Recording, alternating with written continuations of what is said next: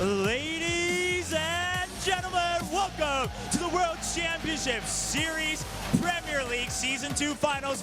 We are here for Day 2, and hold up, where are we? Oh right, wonderful city of Toronto, Canada! That's right, we're back for another day of more StarCraft. And what more could we ask for on such a beautiful Saturday? But today, it's not going to be as happy as yesterday. It's actually a lot more tense. Today, fates get decided. People will start being eliminated from the round of 16. And we have more people moving on to the round of 8. Who will move on to the quarterfinals to try to go for that trophy and the 2,000 sweet WCS points? We're about to find out. Ladies and gentlemen, many more intense matches today. Every single one counts. Players could relax a little bit yesterday. We could relax a little bit yesterday. Not anymore. You guys got to cheer for every single map, every single move, and every single match and player. Are you all ready? I hope you're all ready at home too. Hope everyone got a good night's rest, because a packed day is just about to start.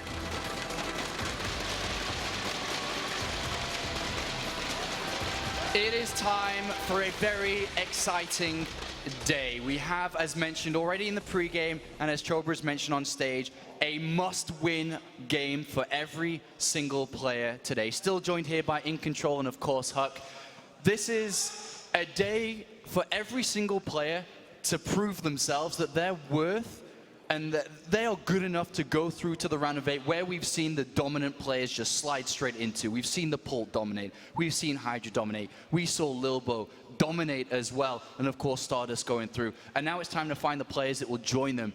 Do we have players today that are playing that are good enough to challenge those players in the round of 8, Jeff? Absolutely. And I think even day 1, you could say that about all 16 of these players. I really do believe that. I think what's cool about this is that there's a lot of justified hype, but it's the finals. This is the Season 2 finals. So for that hype, for some of them, it's going to ground to a halt. But for others, it's going to keep on going. And that's the really cool story about building towards BlizzCon, is this the launch pad where we're like, oh my God, in Season 3, what are they going to do? Or is it the, like, come to grips with reality that maybe you're a little bit out of your element? You're in too deep of water. Well, the first thing we're going to be doing over here is going into Group A. So Group A, as we've mentioned, has 3 players left that are fighting for 1 position. Kung Fu Panda is in the decider match, so he's going to be playing a best of 3 against one of the players that is coming onto stage very soon. And this is a big game to start the day now. It's ForGG, who was one of the hottest, if not the hottest player towards the end of 2014, coming into 2015. And we all know Terran versus Terran is his matchup, and he takes on the European player, the best at the moment non-Korean player in StarCraft 2, Bunny. We can look at this matchup. Chris, as it's an obvious must-win for both sides, but Bunny has a chance to play at the global finals. The only other player to have done this outside of Korea is Naniwa back in 2013. Bunny has that chance to be that guy this year. Failure today, he kisses that goodbye. Oh, it's such a stressful, like as a professional player, that's such a burden to carry. And it's in his toughest matchup as well, which is always something he's going to struggle with. And on top of that, ForGG has always been a TvT beast. Like this is his best matchup by far. So it's really stacked against him. But that's what it's all about. If you want to be the best foreigner, you have to overcome odds and you have to overcome obstacles. And we've seen players do that in the past, and he needs to step up to the challenge today. As you've mentioned, ForGG, this is his perfect matchup. He's landed on it, but he's also failed in this department as well. It's not like it's a 100% win for him. Bunny is good enough to challenge, as we saw, or attempt to almost beat the champion in Season 1. Bunny had the games against Paul in the semifinals. It was 2-3 in his series. It's still today he believes he should and could have won. Yeah. And now he goes up against ForGG. It's still possible for Bunny to win this, but ForGG is going to be feeling confident, no doubt, Jeff. This is his matchup, so that's the comfort level. But I think the general discomfort that they all share is what we've always been talking about. Both these guys face elimination, and maybe even yesterday, ForGG was like, oh, this group, I've got a Protoss, I do very well there as well. TvT should be great. Yep. But now, not so much. He actually, by all accounts, put up a pretty poor performance on that B stage. And today is that day of proving grounds, like we were talking about, redemption. It's his best matchup. Should he get past that, he'll face Gung Fu Bandit, who knocked him down to begin with. So it's a hard day, but it's a day of proving it. Day of proving it, and we'll see if he is capable, both sides capable to do this. But of course, the first player we're going to look at is the DreamHack 2014 champion, ForGG. I really want more trophy, and I didn't do good result WCS, so I want to champion WCS. I'm very exciting to go Canada. There are many fans, big crowd.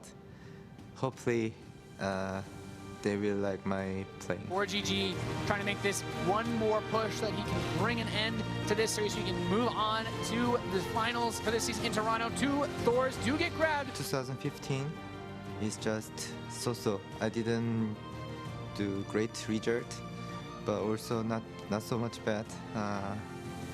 Just so-so. Canada should cheer for me because I love Canada. ForGG advances first place.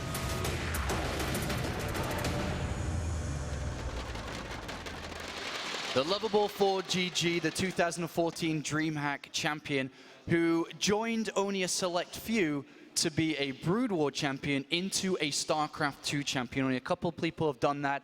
And let's talk a little bit about ForGG. He catapulted himself into 2015 with the best possible record and form to have a shot at the global finals at the end of the year. He missed it out in 2013, being roughly, I think it was around rank 22. 2014, similar position, almost 23 or 24 to be exact. 2015, hot off the DreamHack Winter tournament that he picked up. He entered and started the year a little bit slow, but he started to pick up pace again. And right now, if we look at the last 2 years and what maybe next year could be, this is his best chance to play at the global finals to do well this year, Chris. For sure, and I've known this guy a while. I live with him, as I said before, in the OGS house. He really, really wants this so badly. I've talked to him personally. He said, like, he's been living in Europe for a while. He's dedicated to this. This is his choice. He's moved there. He needs to make something happen here. You know, you don't want to ever look back and think, you know, I had that chance. I didn't do it. I didn't pull the trigger. He just has to play his game. At the end of the day, he's a good enough player. He has the potential. He is the best European player in my eyes and most people's eyes. He just has to bring it today, because if not, he's gonna drop out. All right, thank you very much, gentlemen. We'll talk more about the matchup in a couple of moments, but it's time to bring the players onto the stage. Thank you very much, gentlemen. So excited to be here, so excited to start the day. First match in Group A. Our very first player will be the man going for his golden chance at the global finals at the end of the year. And you heard him, he loves Canada. That's why he wants to win this weekend in the Season 2 Championships. Playing for Team Millennium, it will be ForGG.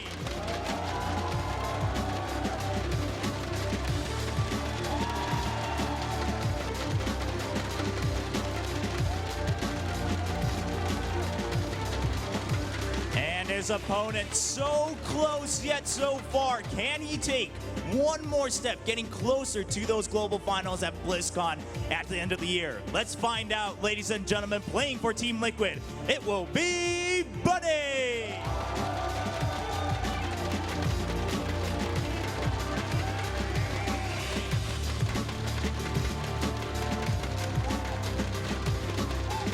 It's time for the face-off. Players, please shake each other's hands, enter your booths, and let's get this first match started.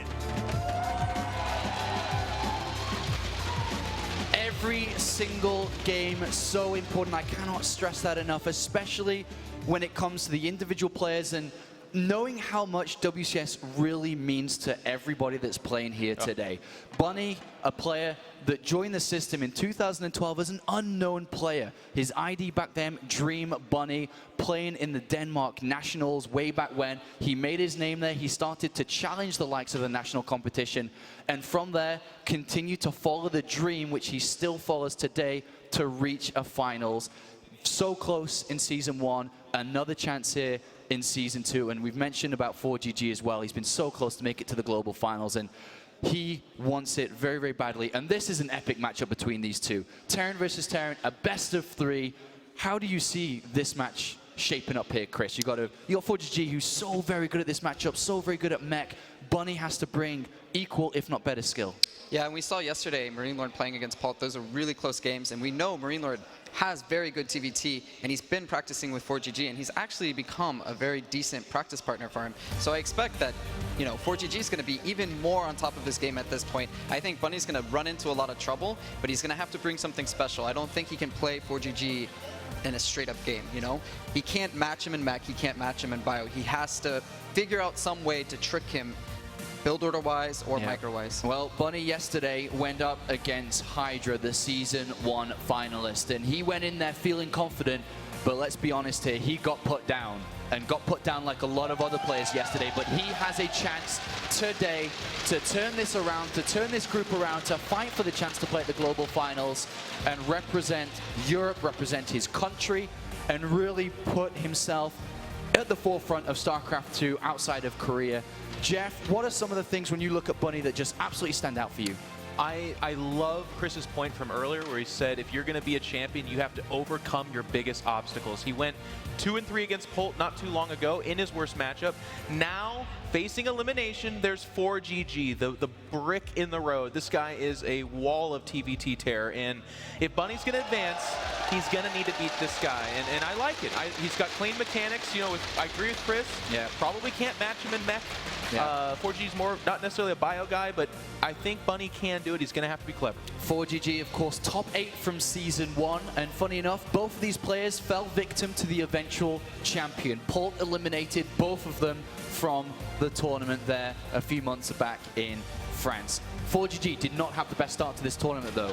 From what we saw, he played against Kung Fu Panda, and it wasn't close. No. He made mistakes, he tripped over, and now he, very similar to Bunny, needs to recover to find himself on 2 feet. And he's got to do it. I mean, he is the person that on paper is expected to win. Like Chris said, he's probably the best player in Europe right now. To lose now would be an overwhelming defeat, not just in his attempt at going to BlizzCon, but really as a pro gamer in his career. The first map is going to be Coda for a Terran versus Terran here, a small 2-player map here. Chris, what are some of the elements of this map that we could see play out for both sides? Well, if we do see bio versus mech, bio's going to have to really find a hole to drop, harass, keep those multi-prong attacks happening, and as a mech player, you know, we saw really close games, as I brought up before, Pult versus Marine Lord, where Pult went for a very big drop, lost 4 or 5 medevacs, and almost threw the game. So at the same time, you know, the mech player is going to have to use sensor towers, turrets, lock down his bases, and try to get to a maxed army. All right, well, we'll see how well this shapes up and what styles we're going to see. Is it going to be mech that we know so well from ForGG? Is it going to be bio coming out to play? It's a best of 3. Everything is on the line. We're going to go to the commentary team to kickstart Season 2, Day 2 here in Toronto, Canada. Let's go to the commentary team and begin. That's right, it really comes down to this. It is serious time now for both of these players. BlizzCon and the global finals is in reach, but for one of them here at the start of day number 2, that could all come crashing down. These WCS points are getting very, very important now, and for these two, in this situation, in the loser's game, that's pretty brutal. Someone's going to be very sad here at the end of this match, sadly for them, but you know, this is how it is. Yep. Finding themselves in this match, though, you know, it's really what it comes down to, and there's going to be a lot of pressure on both of these guys. All right, we're getting into game number 1 here between our 2 Terrans, and it's a matchup that is rife with history here as we get into Coda for game number 1. In this Terran versus Terran, one of these guys is going home, and the other one will fight on. As we have spawning down at the bottom right-hand corner, it's our red Terran representing Millennium. It is ForGG.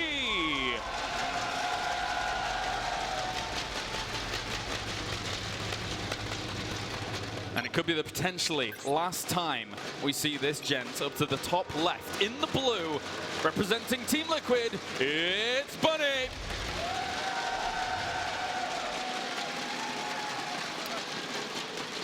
Fun fact, this matchup, Bunny versus ForGG, was actually the very first match that we saw exactly 2 years, 2 months and 4 days ago in WCS Season 1 Europe, back then for the round of 32. And now here they meet again. They've met quite a few times actually over the years. Got a lot of history together overall. ForGG is definitely doing better in regards of that. I remember that match very, very fondly, Todd, back way when. Akill on waist, Hellbat drops. Akill on waist, Hellbat drops, it was all about it. Bunny showed that, you know, he had the makings of someone who was able to perform extremely well, but wasn't quite up to the level of ForGG back then. And also, important to note, is that Bunny, everyone knows he has this kind of Achilles heel that he believes to be his Terran versus Korean Terran. And in the last 8 series against Korean Terrans, he has indeed lost. But the 9th, all the way back when, here in Toronto at the Intel Extreme Masters, he was able to beat Polt. And that is the last time he's actually won a TvT against a Korean. So maybe Toronto is his good luck charm. I think they believe it too. ForGG though, he's really, really solid in Terran versus Terran. He's always talked about how good he is at the matchup.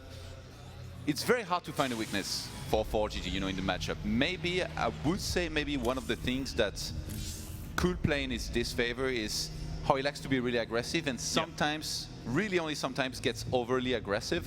If you know that as Bunny and you focus on defending really well, whatever's going to be thrown at you, you might be able to do well. You know, maybe get lucky here and there, you know, with catching a Banshee, something like that, defending well against the initial drop. But so far, very identical builds here from both players with the gas first, which in Terran versus Terran definitely, you know, is one of the standard builds that you can do. Second, gas here at the exact same time for both players. I'm already taking Banshees. Yeah, those could quite easily come out. Or if somebody wants to really go down that defensive route that you mentioned before, go even for a Raven to try and catch your opponent off guard and make that defense a little bit easier. Bunny actually, I think I've seen him sometimes do that, you know, and get that Raven out very, very quickly to be able to defend against that. We'll see how he's going to play this one out. We did see Terran versus Terran yesterday between Marine Lord, obviously, and Polt, where Polt was able to exploit Marine Lord quite heavily. But despite this being not exactly Bunny's favorite matchup of all time, I think he's still very, very talented in the matchup. We saw in Season 1 when he was able to go toe-to-toe with the eventual champion, Polt there, 3-2. And to be honest, that series could have gone quite easily the other way. It's very interesting already the contrast, if you look at both of their bases, where like ForGG didn't even wall off his ramp with Supply Depot, whereas Bunny did. And even the Marine positioning here, for the longest time, look at this, Bunny's just sitting there at the ramp where Reaper could hop in, whereas ForGG was mostly, you know, just staying at the regular ramp around his natural. You're right. Against ForGG, you almost always want that Supply Depot wall, because Hellions, by this man, by ForGG, are scary as anything. But look, in terms of how the builds have shaped up here, Todd, Banshee for Bunny, while ForGG is going to play the more defensive structure. Yeah. I expected the opposite, to be honest, but I guess ForGG here, maybe... it's too early to tell whether or not he's going to be better. He should be better, you know, assuming he's in a good position when that Banshee flies in. And I fully expect, you know, both players from there, you know, to go into an expansion. ForGG is going to start actually a much earlier command center as well as his first tank. Nothing yet like that from Bunny. Both players didn't scout a single thing, by the way. They haven't seen anything from the opponents. Bunny really the only one to send a Marine in the middle of the map to get that watchtower, and now he's going to fly in with the first Banshee.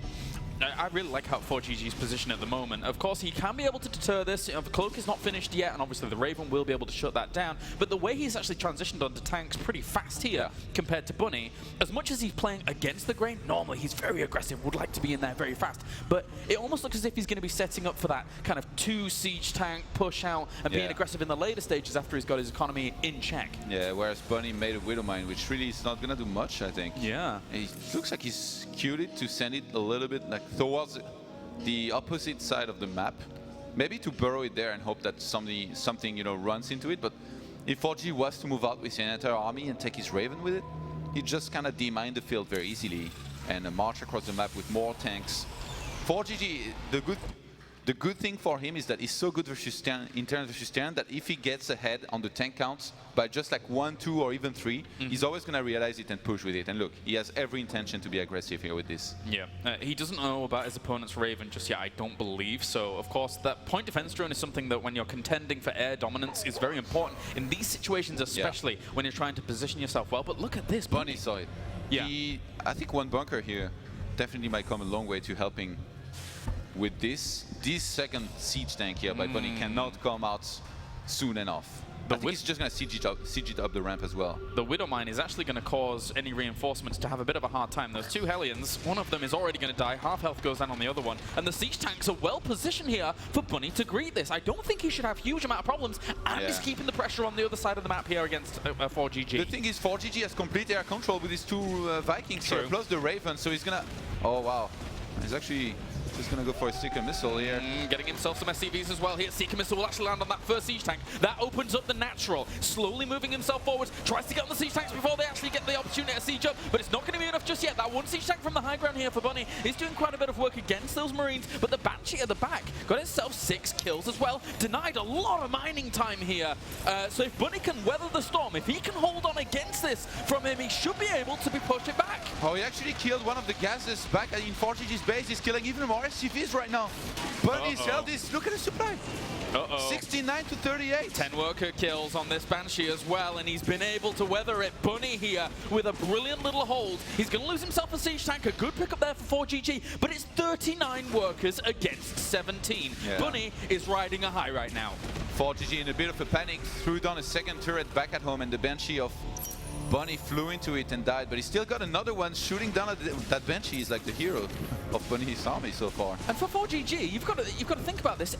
He is in a position where he could potentially be eliminated. He put all of his hopes on that one attack, and it didn't work, and now he is catastrophically behind Bunny here. moving the Widow Mine from like where he was at the bottom into the middle line at the natural. ForGG is mining so little.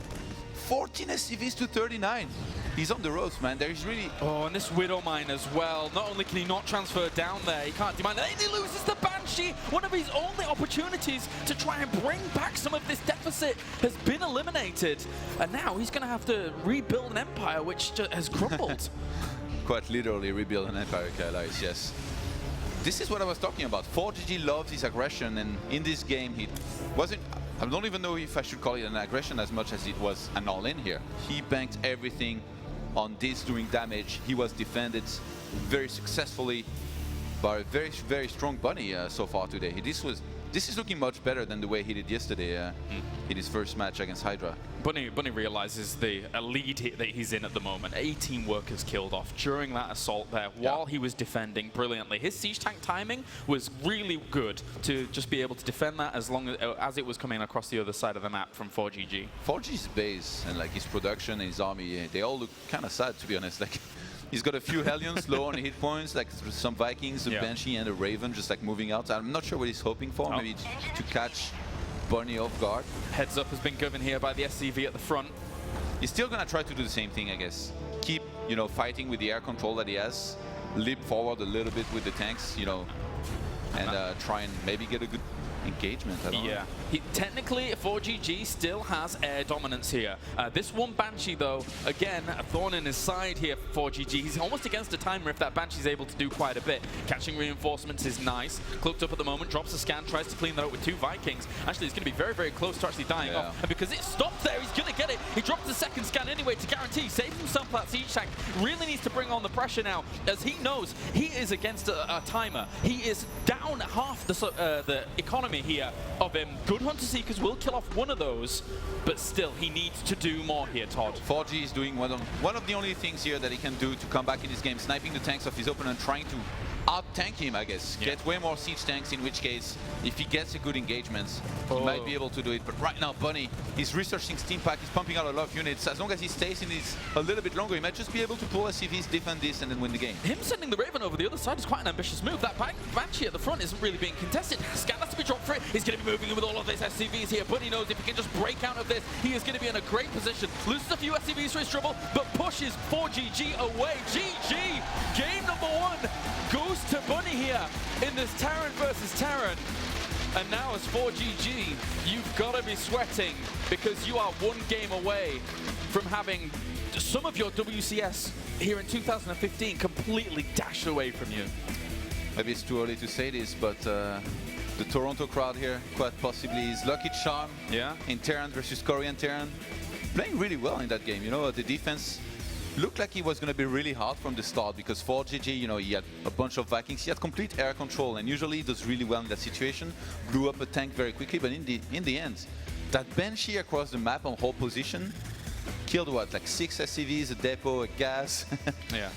The murderer, look at this. Exactly, and for ForGG in this position, in assault mode, I'm going to call it, once you take away your SCVs from the line... Oh, that tank on the high ground, by the way, was a massive big deal. I thought it might be a little bit too far when he first sieged that there, but in the end, helped a lot. It was perfect. His siege tank timing was meticulous here by Bunny to just greet this when he needed to. But again, even if you're not killing SCVs over the other side with that Banshee, you're denying them so much mining time, and that is slowly putting him back all the time because ForGG never got to the economy lines of Bunny after this great defense. Yeah, these auto turrets actually in defense were a massive big deal. They helped so much. And Bunny, man, that was quite impressive. That's more like it, you know. Yesterday struggled a lot, but we're seeing the real Bunny here today, playing really, really well. Yeah, that's solid from him to start things off here in this series. Game number 1 goes to Bunny. He can kind of alleviate that curse of going up against Korean Terrans. Obviously, he got very close in Season 1 against Palt there. Unfortunately for him, falling 3-2 against the defending champion. But now here against ForGG, you know, it's well documented that ForGG in the foreign scene is the scariest, one of the scariest guys in this matchup. Right now, Bunny has brought the fight to him as we get into game number 2 here between ForGG and Bunny. One of these guys is going home, one of them will continue on. So Toronto, let's get into it. Spawning down to the south, it's our Red Terran representing Team Millennium. It is ForGG.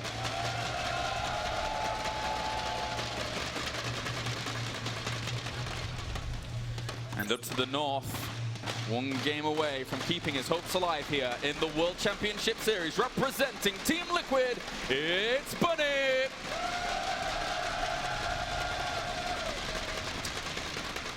Bunny actually really not that far from that, you know, top 16 WCS World rankings. He's in the 20-ish ranks right now. I believe ranked 23. So with a very strong performance here, the dream would be alive. Yeah. Last year, Snoot barely did not make it. Yep. I'm sure Bunny would be really happy with making it. It's completely the same for ForGG. Bunny ranked 23, ForGG ranked 26.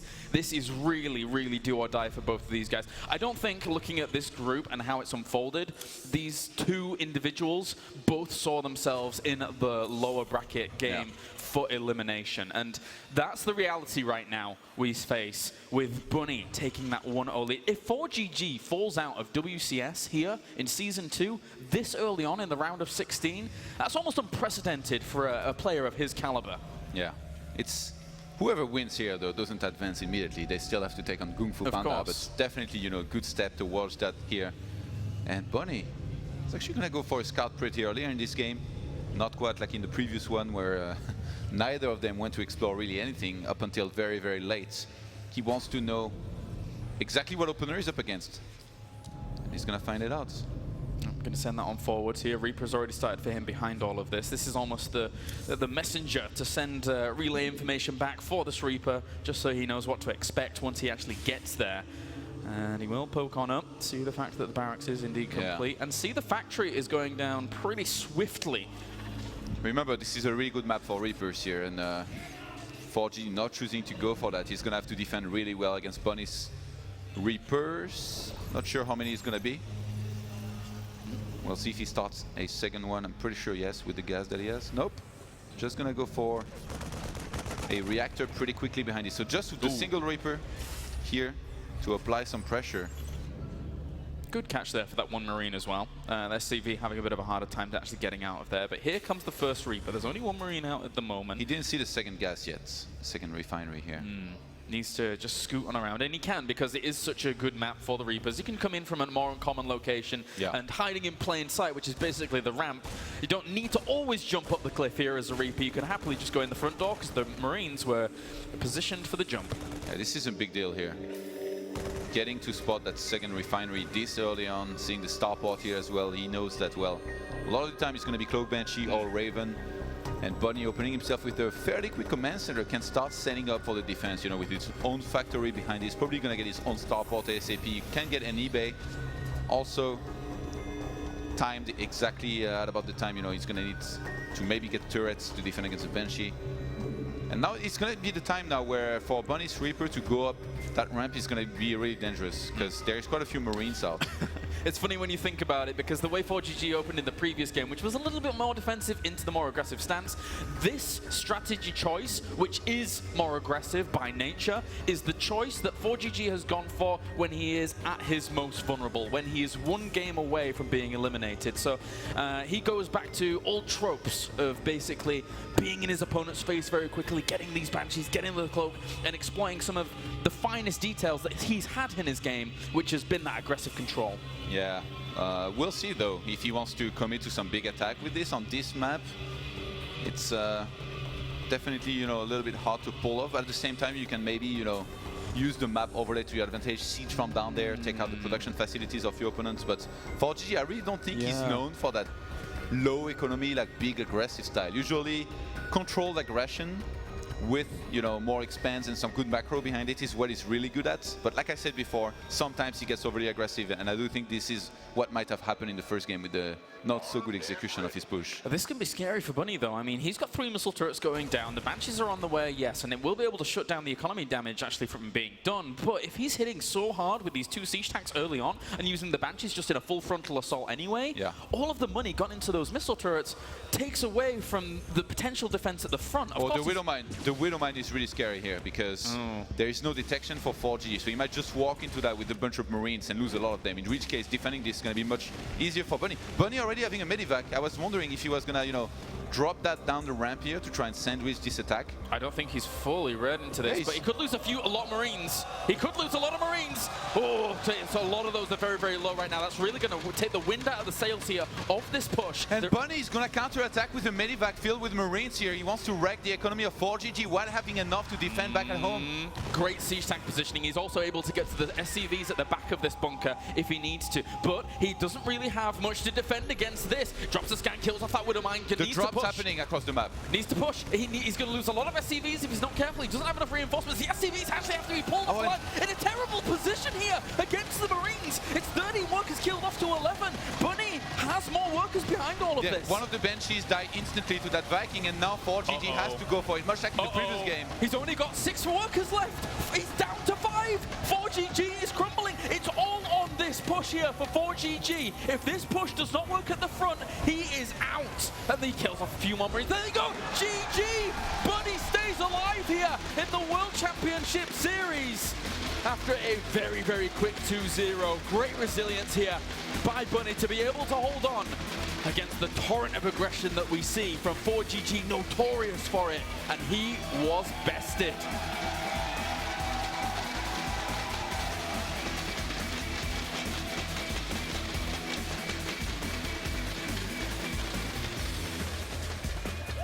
All right, what a cheer once again for Team Liquid's Bunny going to the final match of the group. A very quick 2-0. Now, I mean, first of all, you had a loss yesterday, but you bounced right back. You took that quick 2-0, now you're moving on to the final match. Just how do you feel moving on? I mean, you still have one more step before going on to the quarterfinals. I feel really good. I really needed this win. I think after my series versus Hydra yesterday, I lost pretty badly, so I wasn't feeling that confident. But I think having the losers match the day after really helped me because I took some time to recollect myself and get ready. All right, so that time really helping you out. I mean, crowd is loving you, man. Before we go to the end of the interview, how much do you love this crowd? It's really great, man. Toronto is always awesome. The crowds are always good. Yeah, another big shout out for Toronto, Canada, of course. Now, your final match going up against Kung Fu Panda. Everyone kind of counted Kung Fu Panda out, said it was a group of death with you 3 and then Kung Fu Panda just kind of there as the outlier. But now he's there waiting for you in that decider match. What do you think about going up against him? He's kind of an up-and-coming player, and he hasn't had that much stage experience, but he seems like to be one of those players who doesn't concern himself that much with the result and just plays and does his best. So he's a pretty scary opponent, even if he doesn't have that much experience. But I'm still confident after this win. All right, well, we're not going to take too much of your time because you do have to play that decider match once again. One step closer to that global final. It's Team Liquid's Bunny. What a fantastic performance and start to Bunny here. In day 2, I couldn't believe it. In 10 minutes, it was over, and what we thought could be a very difficult and very long series, gentlemen, turned out to be a very one-sided and easy victory for Bunny. That's not what we expected at all, right? These high-pressure matches can be really kind of polarizing in results. Like ForGG, if something starts to go wrong, like we kind of saw in those games, it can kind of snowball. You can be like, oh my God, I'm going to lose a couple games and be out of here. And the reverse is true. If a couple things go right, all of a sudden those butterflies flutter out of your stomach and you're feeling pretty good. And Bunny's like a new man. I mean, he didn't play horribly against Hydra, but Hydra's playing so well that it made him look to be playing at a lower level. But here, he's on fire. All right, let's, but I mean, I want to continue talking about Bunny, but we have to look on the other side now. ForGG. We talked about it. 2015 was his year to try and get to the global finals. He's just outside the top 16, and he just couldn't perform, sadly, this weekend. He lost very easily versus Kung Fu Panda. He had a day to rest, just like Bunny did, and he lost very easily against Bunny here as well, Chris. This must be a very difficult time for him. Yeah, we could clearly see it on his face after that match. I mean, just so much disappointment. He's kind of flabbergasted, I'm sure, like, what just happened to me? Yeah. I mean, he's going to still have a shot, but all in all, losing especially to Bunny when he's supposed to be the best European in his best matchup. Bunny's worse. Yeah. Like, that's got to be a big disappointment. Crazy result there. Stardust talked about this yesterday when he won. He was like, you know, if I would have lost this, because he's talking a lot about WCS and BlizzCon. Yeah. He was like, it was going to be expensive. I'd have to go to every single event and do very well to make up the difference in points. And I see the same path for ForGG. We see him at all the tournaments, all the IEMs, the DreamHacks.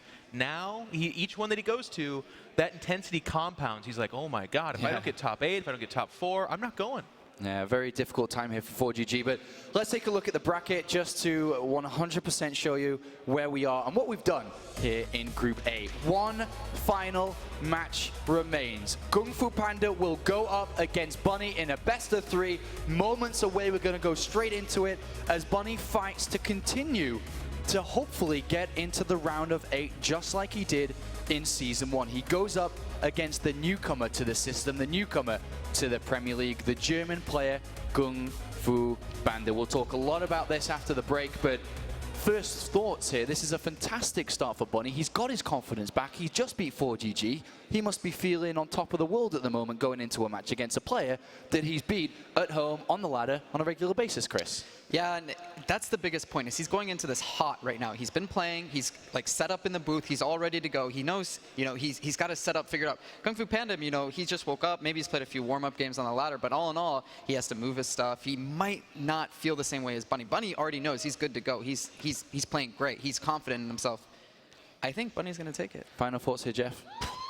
Just woke up. Kung Fu Panda has never slept. He's been training since last night. He has that German heritage, the youthful 17-year-old body. He's never been more prepared in his entire life.